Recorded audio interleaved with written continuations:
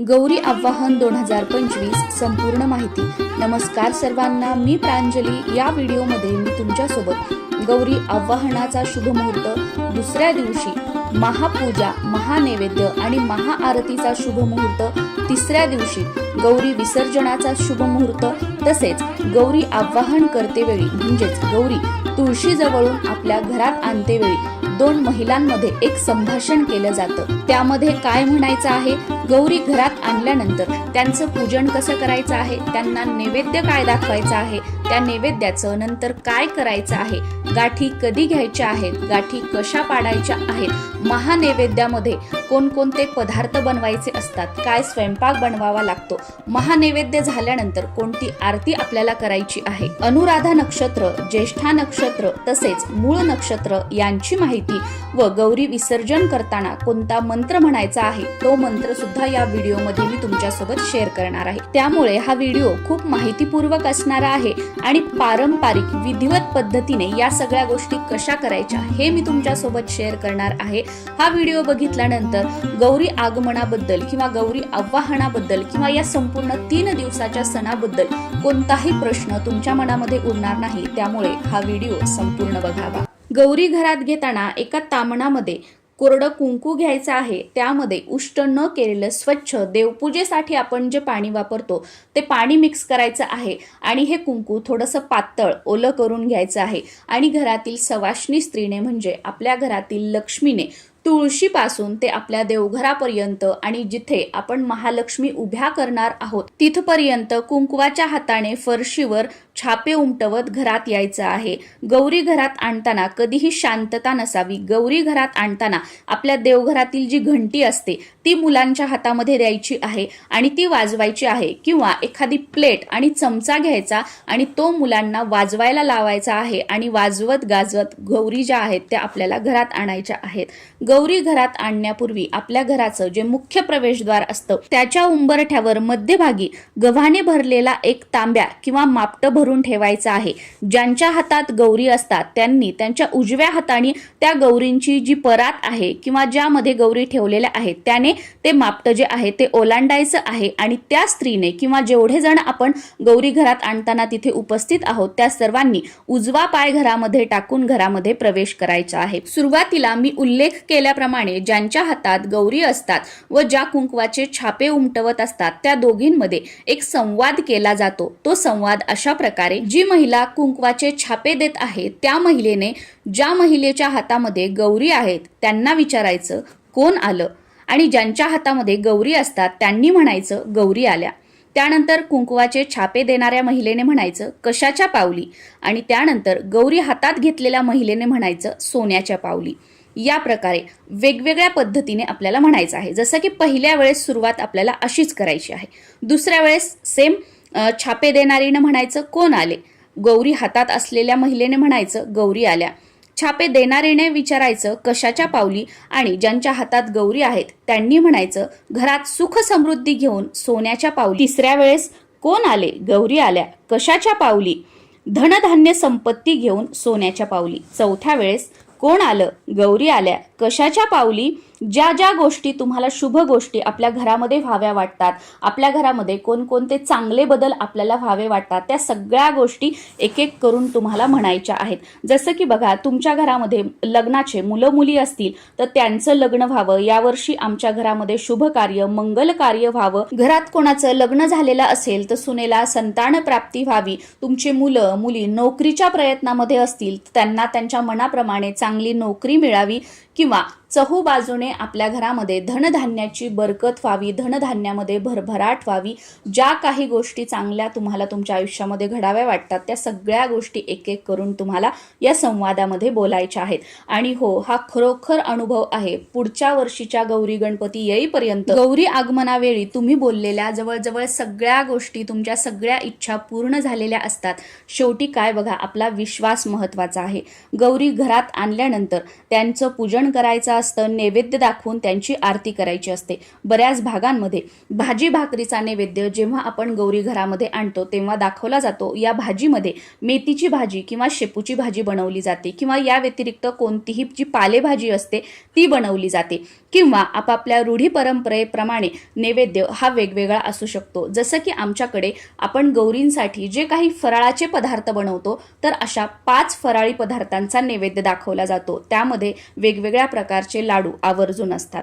त्यानंतर दुसऱ्या दिवशी महानैवेद्यासाठी 16 प्रकारच्या भाज्या, चटण्या, पुरणपोळीचा 5 पक्वान्नाचा स्वयंपाक बनवला जातो आणि त्याचा महानैवेद्य महापूजा झाल्यानंतर दाखवला जातो। या 3 दिवसात नैवेद्यासाठी आवर्जून केळीच्या पानांचा उपयोग केला जातो आणि जेवणासाठी सुद्धा केळीचे पान वापरले जातात। भलेही आपण केळीच्या पानाखाली चांदीचं ताट, स्टीलचं ताट किंवा तांब्या पितळेचं ताट ठेवू, पण नैवेद्य वाढण्यासाठी केळीच्या पानाचाच उपयोग आवर्जून करावा। महापूजा झाल्यानंतर एखादं जोडपं किंवा सवाष्णी स्त्री जेवायला बोलवली जाते। हे आमच्याकडे केलं जातं। तुमच्या रूढी परंपरेप्रमाणे तुमच्याकडे बोलवलं जात नसेल तर तुम्ही नाही बोलावलं तरी सुद्धा चालतं। पण या 3 दिवसामध्ये स्पेशली दुसऱ्या दिवशी महापूजेदरम्यान जर आपण एखाद्या सवाष्णी स्त्रीला किंवा जोडप्याला जेवायला बोलवलं तर लक्ष्मी नारायणाचा जोडा मानून त्यांना बोलवायचं असतं आणि लक्ष्मी नारायण स्वरूप मानून त्यांना नमस्कार करायचा असतो व जो काही आपण स्वयंपाक बनवलेला आहे आपल्या गौरींना महानैवेद्य दाखवून झाल्यानंतर तो जो स्वयंपाक असतो तो या जोडप्याला किंवा त्या सवाष्णी स्त्रीला खायला दिला जातो आणि त्यांनी घास खाल्ल्यानंतरच, त्यांनी जेवण उष्ट केल्यानंतरच तो जो स्वयंपाक आहे तो आपण घरातील सदस्यांनी खायचा असतो। अगदी लहानांपासून ते मोठ्यांपर्यंत प्रत्येक जण सवाष्णी ब्राह्मण जेवल्यानंतर किंवा ते जोडपं जेवल्यानंतरच जे अन्न आहे, जे आपण 5 पक्वान्नाचा स्वयंपाक आहे तो बनवलेला आपण खाऊ शकतो। त्या सवाष्णी स्त्रीला आल्यानंतर बसायला आसन द्यायचं आहे।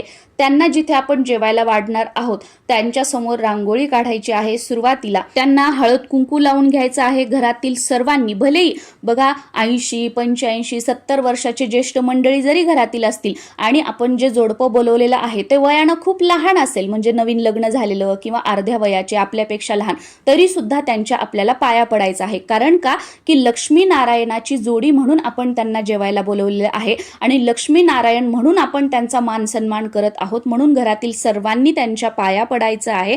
आणि त्यानंतर त्यांनी पहिला घास घेतल्यानंतर, त्यांचं जेवण झाल्यानंतर आपण घरातील सर्वांनी ते अन्न उष्ट करायचं आहे।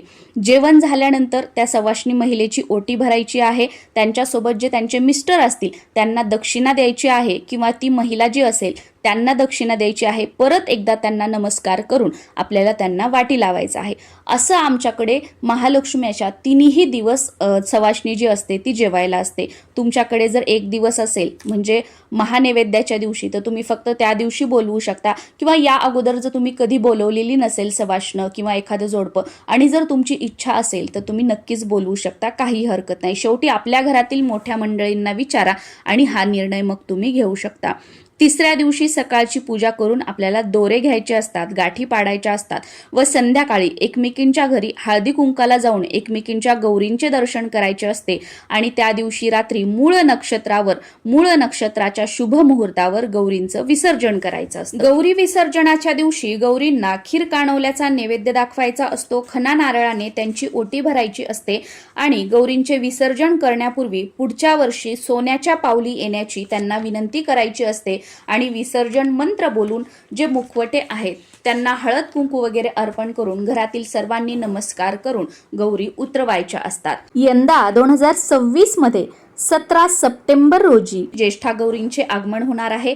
भाद्रपद शुद्ध पक्षातील अनुराधा नक्षत्रावर ज्येष्ठा गौरींचे आगमन आपल्या घरात होत असते। ज्येष्ठा नक्षत्रावर त्यांचं पूजन केलं जातं आणि मूळ नक्षत्रावर विसर्जन केलं जातं। गौरी ही आपल्या घरी 3 दिवसांसाठी आलेली पाहुणी असते आणि ती माहेरवाशीण म्हणून सुद्धा आपल्या घरी येत असते। आपापल्या कुटुंबातील रीतिरिवाजाप्रमाणे गौरी बसवायच्या असतात आणि त्यांचं पूजन करायचं असतं। गौरी म्हणजे भगवान शिवशंकर यांच्या पत्नी आणि श्री गणेश यांच्या आई पार्वती। गौरी हे माता पार्वती एक नाव आहे। भाद्रपद महिन्यातील अनुराधा नक्षत्रावर ज्येष्ठा व कनिष्ठा गौरींचे आवाहन केले जाते। महाराष्ट्रातील काही भागात या सणाला महालक्ष्मी पूजन किंवा महालक्ष्म्या असंही म्हटलं जातं, जसं की आमच्याकडे महालक्ष्म्या असं म्हणतात। दोघींपैकी एक भगवान विष्णू यांची पत्नी माता लक्ष्मी आणि एक शिवशंकर यांची पत्नी पार्वती, या दोघींनाही आपण लक्ष्मी म्हणून पूजतो। या दोघींमध्ये ज्येष्ठा गौरी म्हणून आपण माता पार्वतीचं पूजन करतो आणि कनिष्ठा म्हणून भगवान श्री हरी श्री विष्णूंच्या पत्नीचे म्हणजे लक्ष्मीचे पूजन करतो। यंदा 2026 मध्ये 17 सप्टेंबर गुरुवारी सकाळी सूर्य उदयापासून ते संध्याकाळी 7:52 गौरी आवाहनाचा शुभ मुहूर्त आहे। त्यामुळे अगदी विधिवत पूजन करून तुम्ही तुमच्या घरी गौरींचं आवाहन करू शकता। गौरी आगमनाची तयारी आपण अगोदरच करून ठेवायची आहे, मात्र या मुहूर्तांवरच गौरीचं घरात आगमन करायचं आहे। आपापल्या घराण्यातील रूढी परंपरेप्रमाणे गौरी ह्या उभ्या केल्या जातात किंवा त्या बसवल्या जातात। तुमच्या घरातील चालत आलेल्या प्रथेप्रमाणे तुम्हाला गौरींची स्थापना करायची आहे। त्यामध्ये पण काही भागात 5 खड्यांची पूजा करतात किंवा काही फक्त मुखवट्यांचं पूजन करतात आणि काही भागामध्ये तर एकावर एक अशी 5 सुगडं ठेवून त्यावर गौरींचा मुखवटा बसवला जातो आणि त्याचं पूजन केलं जातं आणि बऱ्याच भागांमध्ये धातूच्या साच्यावर गौरी बसवल्या जातात। आमच्याकडे पण धातूच्या साच्यावरच गौरी बसवल्या जातात। तुमच्या घरातील रूढी परंपरेप्रमाणे गौरींना साडी नेसवून अलंकाराने सजवून त्यांचं पूजन करायचं आहे।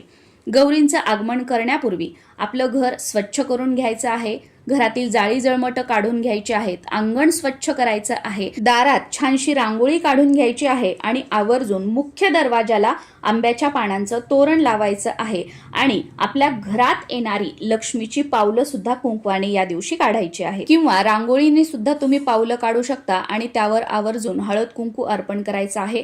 या दिवशी तुळशीचं सुद्धा पूजन करून घ्यायचं आहे। तुळशीच्या आजूबाजूची जागा सुद्धा स्वच्छ करून घ्यायची आहे। तुळशीच्या आजूबाजूला एखादा पाट ठेवायचा आहे, त्यावर वस्त्र अंथरून घ्यायचं आहे, त्या पाटाच्या सभोवताली रांगोळी काढून घ्यायची आहे आणि यावरच गौरींचे मुखवटे ठेवलेली परात किंवा थाळी किंवा सूप जे आहे ते आपल्याला ठेवायचं आहे।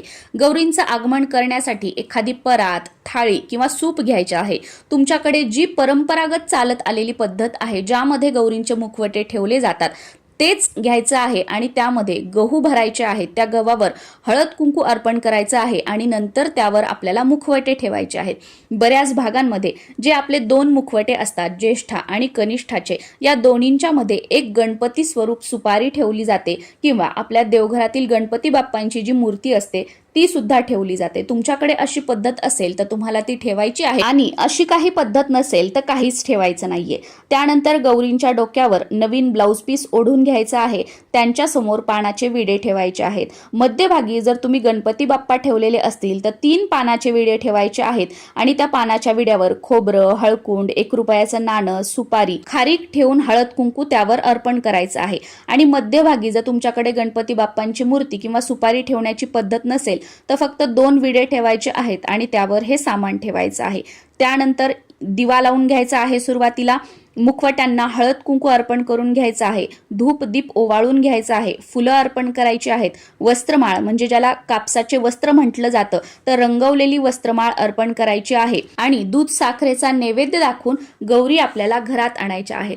गौरी घरात आणण्यासाठी बऱ्याच ठिकाणी 5 सवाष्ण महिलांना बोलवलं जातं। आजूबाजूच्या त्या महिला असतात। तुमच्याकडे अशी पद्धत असेल तर बोलवायचं आहे किंवा बऱ्याच जणांकडे आपल्या घरामध्ये जी काही सर्व मंडळी असतात तीच मिळून गौरींचं आगमन घरामध्ये करत असतात। तर आमच्याकडे आजूबाजूच्या महिलांना बोलवलं जात नाही। फक्त आपल्या घरातील ज्या काही महिला असतात, लहान मुलं वगैरे सगळी मंडळी असतात, ते सर्वजण मिळून वाजत गाजत गौरी घरात आणतो। गौरी घरात आणल्यानंतर जिथे आपण गौरी उभ्या करणार आहोत तिथे किंवा बऱ्याच भागांमध्ये देवघरासमोर गौरी ठेवल्या जातात। तुमच्याकडे जी पद्धत आहे त्यानुसार तुम्हाला त्या जागेवर गौरी ठेवायच्या आहेत। जिथे आपण घरात आणल्यावर गौरी ठेवणार आहोत तर त्या जागेवर सुद्धा एखादा चौरंग किंवा पाट अगोदरच मांडून ठेवायचा आहे। त्यावर सुद्धा वस्त्र अंथरून घ्यायचं आहे। त्या पाठाभोवती रांगोळी काढायची आहे आणि त्यावर गौरी ठेवायच्या आहेत। नंतर घरात आणल्यानंतर सुद्धा सुरुवातीला दिवा लावायचा आहे। त्या गौरींना हळदी कुंकू अर्पण करायचं आहे, फुलं अर्पण करायची आहेत, वस्त्रमाळ अर्पण करायची आहे आणि ज्या सर्व काही सवाष्णी आलेल्या आहेत त्यांना सुद्धा पूजन करायला लावायचं आहे किंवा आपल्या घरातील ज्या सवाष्णी महिला असतात त्यांनी पूजन करायचं आहे।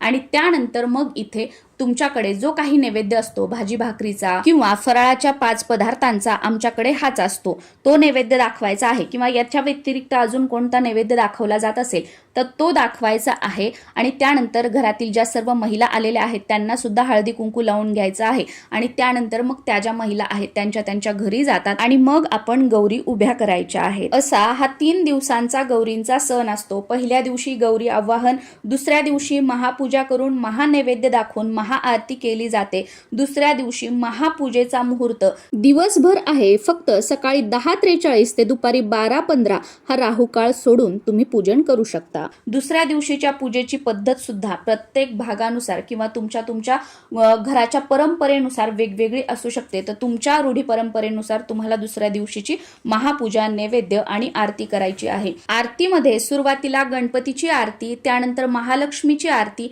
नंतर आपल्या कुलदैवताची आरती, कुलदेवीची आरती आणि आपल्या गुरूंची आरती, याप्रमाणे 5 आरत्या करायच्या असतात। आमच्याकडे तरी या 5 आरत्या केल्या जातात, पण तुमच्याकडे या व्यतिरिक्त अजून कोणत्या आरत्या केल्या जात असतील तर त्या तुम्हाला करायच्या आहेत। दुसऱ्या दिवशी म्हणजे महापूजना दिवशी बऱ्याच जणांकडे फक्त एकच वेळा पूजा केली जाते, म्हणजे महापूजा केली जाते आणि बऱ्याच जणांकडे सकाळ व संध्याकाळ 2 वेळा गौरींचं पूजन केलं जातं आणि 2 वेळा त्यांना नैवेद्य दाखवून 2 वेळा आरती केली जाते। जसं की आमच्याकडे सुद्धा 2 वेळा पूजन करण्याची पद्धत आहे, 2 वेळा नैवेद्य दाखवला जातो आणि 2 वेळा आरत्या सुद्धा केल्या जातात। आणि तिसऱ्या दिवशी म्हणजेच यंदा 19 सप्टेंबर रोजी संध्याकाळी 6:38 पर्यंत गौरींचं विसर्जन करायचं आहे। गौरींचं विसर्जन करताना हा मंत्र आवर्जून म्हणायचा आहे, यांतु देवगणा सर्वे पूजा मादाय मामकिम इष्टकाम समृद्ध्यर्थम पुनरअपि पुनरागमनाय च। परत एक वेळा सांगते, यांतु देवगणा सर्वे पूजा मादाय मामकिम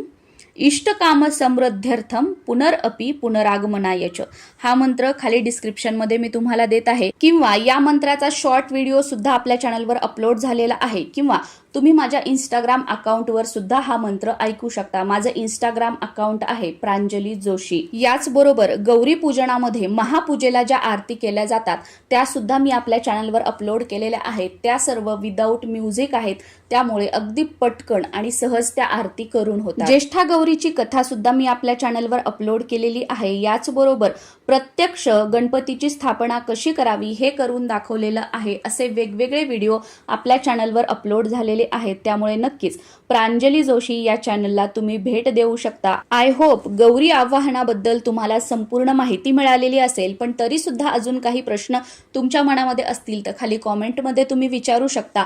त्या सर्वांची उत्तरं देण्याचा प्रयत्न मी नक्कीच करेल। आणि या गौरी पूजनाबद्दल अजून देखील व्हिडिओ आपल्या चॅनलवर अपलोड झालेले आहेत, ते तुम्ही बघू शकता। तुम्हाला पडलेले जे काही सर्व प्रश्न आहेत त्यांच्यावरचे सगळे व्हिडिओ चॅनलवर अपलोड झालेले आहेत। नमस्कार।